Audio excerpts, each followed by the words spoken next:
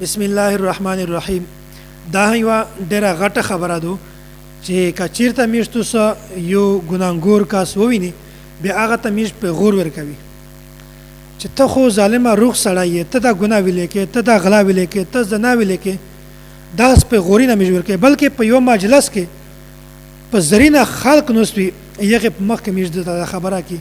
حالانکه د اسلام مقصود نه ده په دې کې بلکې میش شرمنده کوي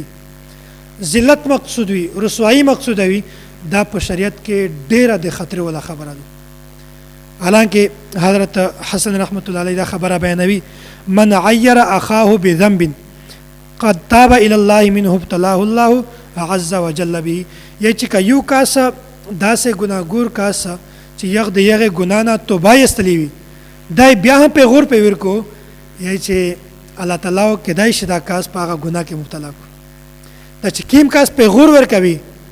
دا کاسو کېدای شي الله تعالی په هغه ګناه کې مبتلا کو ویلې مشتو اس خپل دنیا خرپوي آخرت خرپوي کسه د میش فقها صلاحا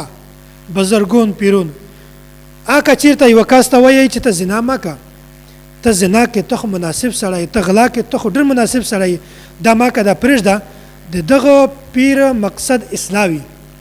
او د اسلام په تور باندې دا سه پیغته په غور ورکول دا سه یخته خبره بالکل صحیح ده شریعت کې دا مقصود ده خو کچیره مش د خلک په مکه یخته وایي چې ته ګناګوري المینز نه کې ته ګناګوري ته دا شای نه کې پلور د داکو زیاده داکو په غور ورکوي دا خبره ډېره نقصان دي کې دای شي الله تعالی ته په هغه ګناه کې مبتلا نو کچیرته ته مقصد اسلامي نو دا بالکل په شریعت کې مقصود ده چې دا هغه کس روبله ځون ته اکشن او ورته وایي چې ته خو ماشاءالله کاروبار کړلای شي تجارت کړلای شي دا کړلای شي ته دغه ګناه نه ځون لري کا ګناه نه ځون باج کا ته دنیا و د هشاوي آخرت و د هشاوي